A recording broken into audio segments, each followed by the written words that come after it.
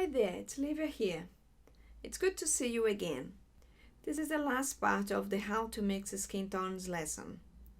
In part 1, you learned how to mix skin tones using a limited palette.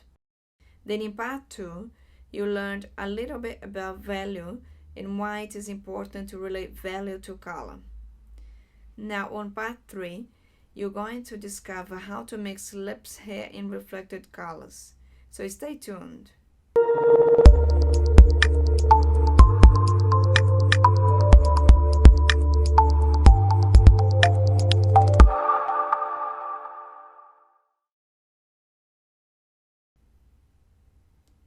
This is the basic structure of the lips. It is determined by the muscles that are under the skin. So we can divide the top lip into 3 main shapes. The shapes on the sides usually recede, becoming darker. The triangular shape in the center pops out, catching more light. The lower lip protrudes more than the top, and it's formed by 2 oval shapes. So let's find out how many tones we need to mix.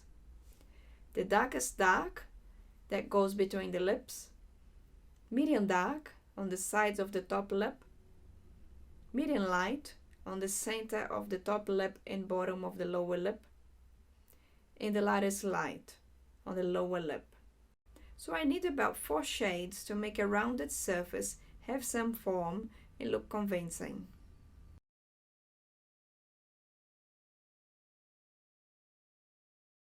I usually use the skin tones I mixed previously as a departure point to mix all these new colors.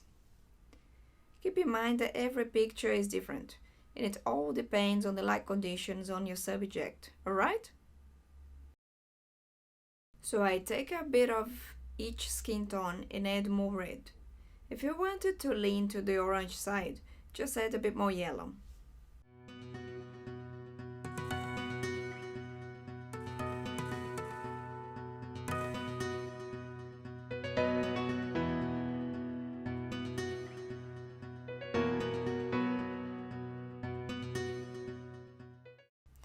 Well, I ended up mixing 5 values instead of 4, but I can keep it to paint cheeks and all the areas that appear more reddish.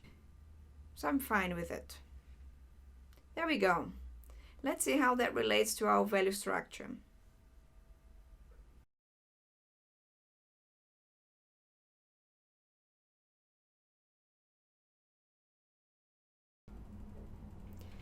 Reflected color or reflected light is the color you see on surfaces that are affected by all the elements' colors as light strikes them. For example, the yellow jacket the boy is wearing reflects on a few areas on his face, like his chin and ear. We can also see colors reflected from his head in a blue shirt. You can also exaggerate that to your liking and personal painting style. I do that quite a lot. So to mix those colors, I proceed in a similar way to the lips color.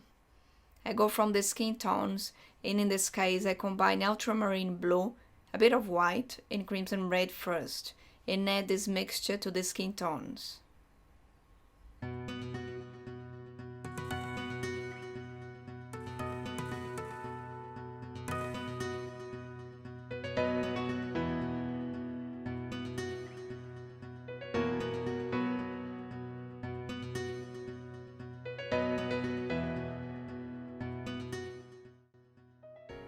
I apply the same technique to the yellowish reflection.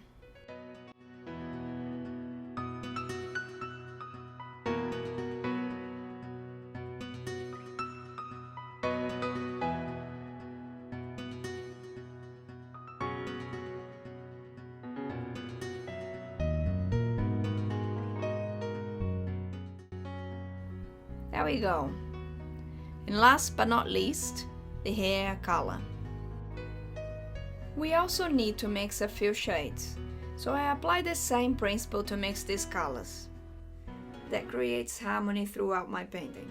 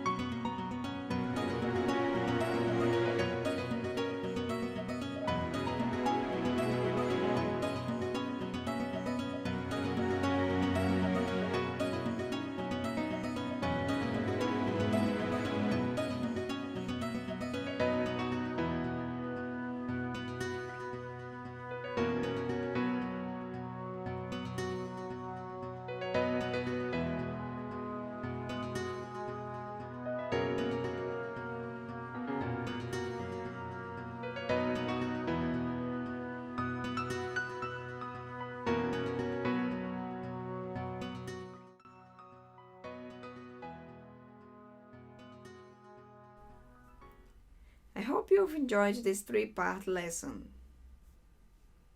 If you would like to see more videos like these, don't forget to subscribe to my channel. And remember to share it with your painting buddies so that they can enjoy it too. See you next time!